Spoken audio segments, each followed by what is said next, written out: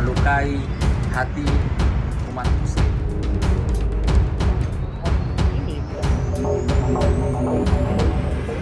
Cafe dan Resto ex Holywings Bogor dicabut. Jadi restoran sampai dengan hotel. Ahmad Juanda, Bogor, Jawa Barat.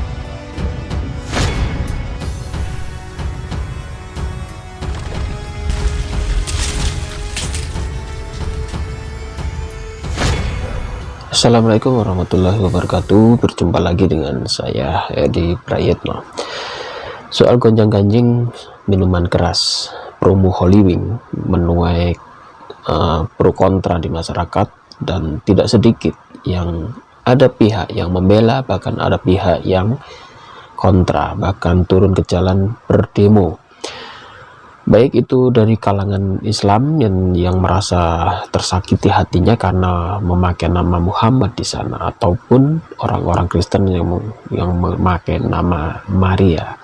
Mereka sama-sama turun ke jalan menuntut Holywings ditutup. Kami dari khususnya agama Kristen, anggota kami merasa sangat-sangat terpukul dengan adanya iklan ataupun promo yang mengatasnamakan Nabi dan orang suci dari khususnya Katolik dan Kristiani, Bunda Maria.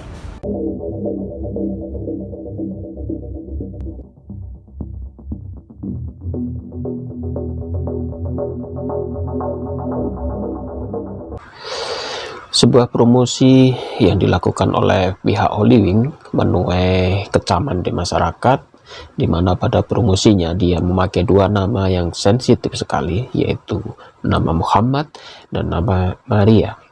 Mereka membuat promo yang sedikit nyeleneh dengan mengatakan bahwa yang mempunyai nama Muhammad dan yang mempunyai nama Maria setiap hari Kamis itu diperbolehkan masuk ke sana dan dikasih minuman secara gratis.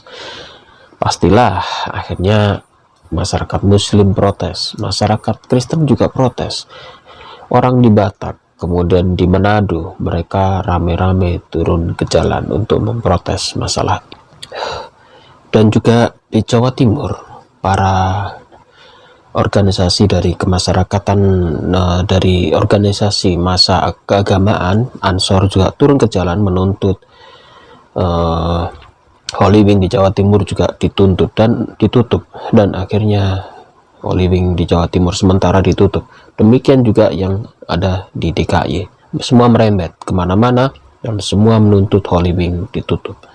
Dan buntut daripada perbuatan mereka akhirnya merembet kemana-mana, dan ini menyangkut dua nama besar ya, Nabi Muhammad atau orang-orang yang bernama Muhammad, dan juga Bunda Maria atau orang-orang yang bernama Maria. Ini sebuah simbol, dan mereka sangat naif sekali memakai dua simbol ini untuk memberikan mereka minuman keras ya. Dan itu dilakukan di setiap malam Jumat lagi. Malam Jumat biasanya orang-orang Muslim melakukan ibadah, melakukan yasinan, membaca sholawat, membaca Al-Quran ya. Karena hari suci umat Islam tiap minggu itu adalah hari Jumat.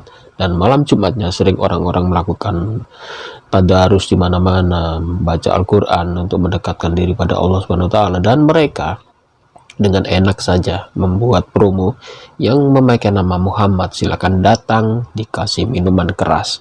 Ini sangat keterlaluan, dan akhirnya memantik sebuah protes keras dari beberapa kalangan. Mereka turun ke jalan, baik itu dari kalangan Muslim maupun dari kalangan Kristen. Terlepas dari itu, saya ingin memberikan sebuah fakta yang lain di dalam kitab suci masing-masing, bahwa sebetulnya kenapa mereka menolak keras dengan ajakan minum minuman keras ini, karena di dalam ajaran Islam jelas itu dilarang. Itu tertulis di dalam Al-Maidah ayat 90. Di sana dikatakan, hai orang-orang beriman, sesungguhnya khomer, berjudi, mengundi nasib dengan panah adalah termasuk perbuatan-perbuatan setan. Maka jauhilah perbuatan-perbuatan itu agar kamu mendapatkan keberuntungan. Di dalam Al-Quran jelas dikatakan bahwa itu adalah perbuatan setan. Berjudi, meminum khomer, kemudian mengundi nasib dengan panah dan sebagainya. Ini seperti orang yang mendatangi dukun-dukun peramal dan sebagainya, berjudi, meminum minuman keras, itu semua adalah termasuk perbuatan-perbuatan setan. Maka jauhilah perbuatan-perbuatan itu agar kamu mendapatkan keberuntungan. Ini Al-Quran berkata. Bagaimana dengan di Alkitab? Alkitab juga sama. Di Alkitab banyak larangan untuk menjauhi minuman keras. Seperti tertulis di dalam kitab Hakim-Hakim pasal 13 ayat 4. Oleh karena itu peliharalah dirimu, jangan minum anggur atau minuman yang memabukkan, dan jangan makan sesuatu yang haram.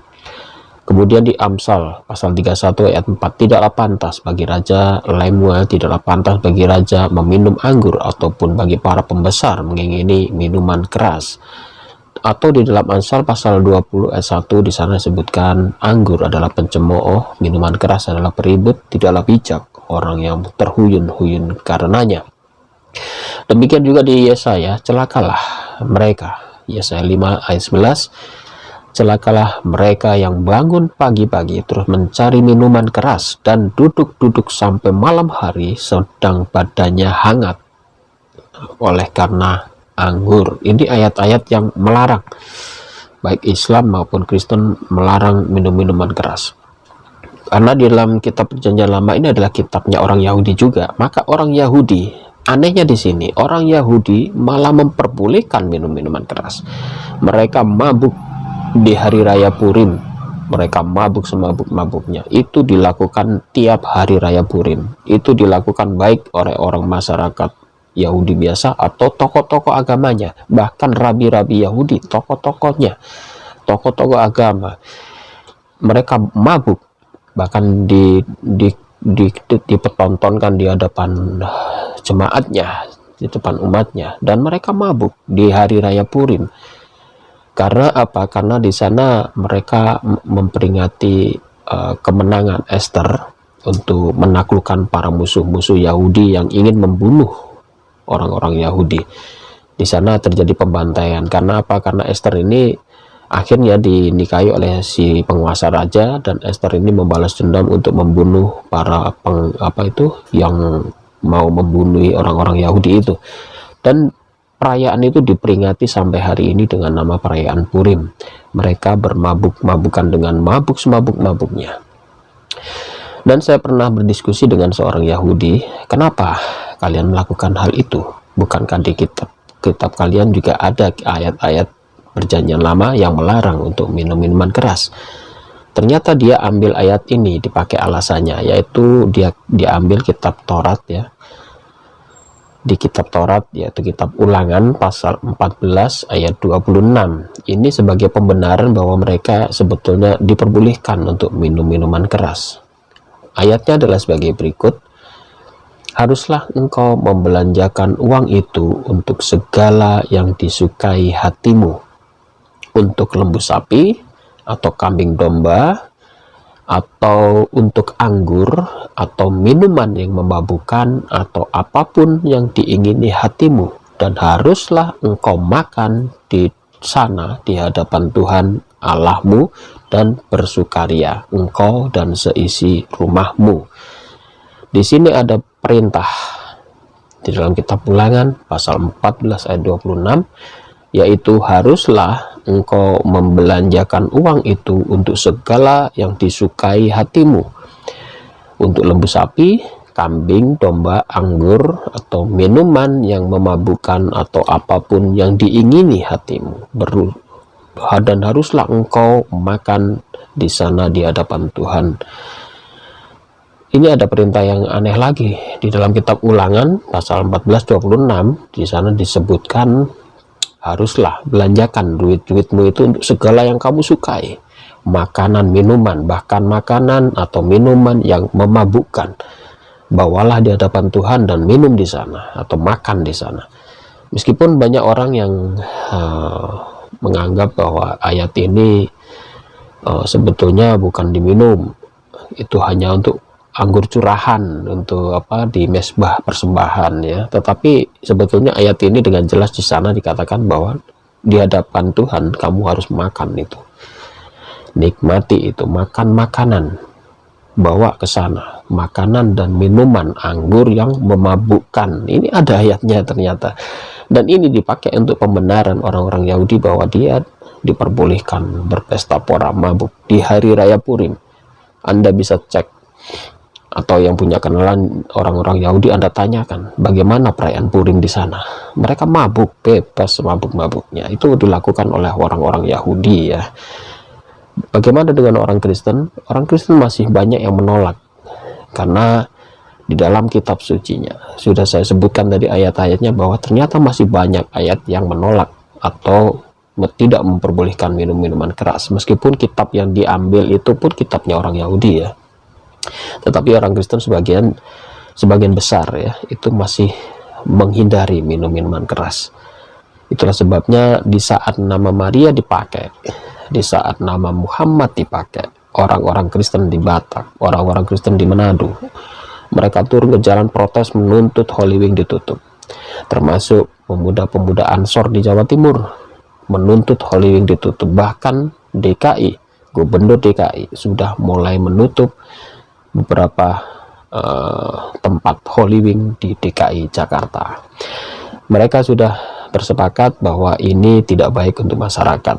Promo ini menyesatkan. Bagaimana mungkin sebuah perusahaan besar mengajak orang-orang pemuda-pemuda Islam yang bernama Muhammad dan juga pemudi-pemudi Kristen yang bernama Maria dianjurkan untuk mabuk.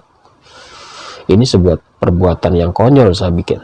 Ini bukan lagi teknik untuk marketing, ini sudah kebablasan, dan 6 orang tersangka sudah dijebloskan ke penjara untuk diperiksa, dan sementara manajemen masih mengelak bahwa dia mengatakan tidak tahu apa-apa dan hanya sekedar permintaan maaf. Tetapi tidak berhenti sampai di situ ya.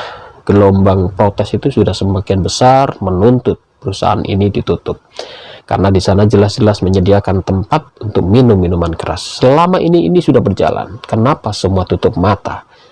Baru ada kejadian rame-rame ini, kayaknya mereka seperti terkaget-kaget.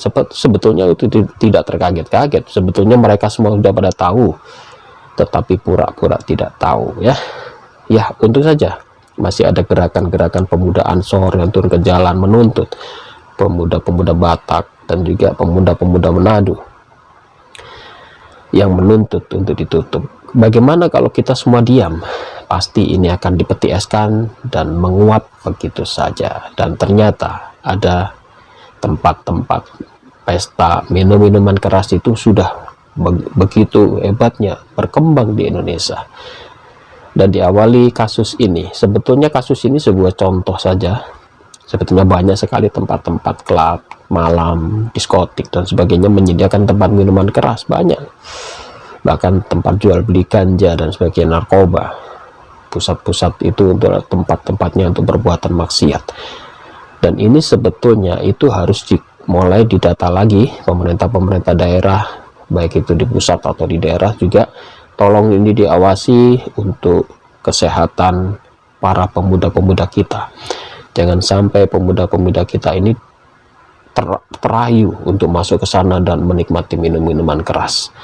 Perbuatan yang sangat dilarang oleh agama, baik agama mayoritas Islam maupun di agama Kristen. Demikian dari saya.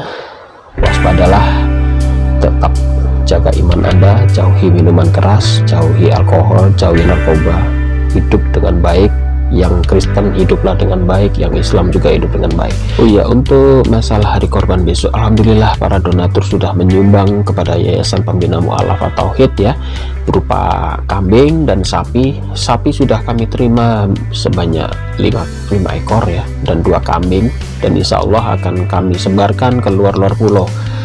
Dan yang ingin menyumbangkan korban untuk kami ada di deskripsi ya, silahkan Anda kirimkan rekening Anda, dan juga saya sertakan harga sapi dan harga kambing berikut ini ya. Akan kami kirim di beberapa daerah di luar pulau ya, di Makassar, di Sulawesi, kemudian di Manado ya, di Irian, di Jawa ya, di Jogja, di Jombang, di Jakarta, dan di Surabaya, Jawa Timur. Ini akan kami bagikan kepada para pembina mualaf yang ada di sana ya. Dan terima kasih sekali untuk para donatur yang sudah menyumbangkan hewan kurbannya yang sudah diserahkan pada kami, akan kami salurkan dengan baik. Demikian dari saya, wabillahi taufiq wal hidayah. Wassalamualaikum warahmatullahi wabarakatuh.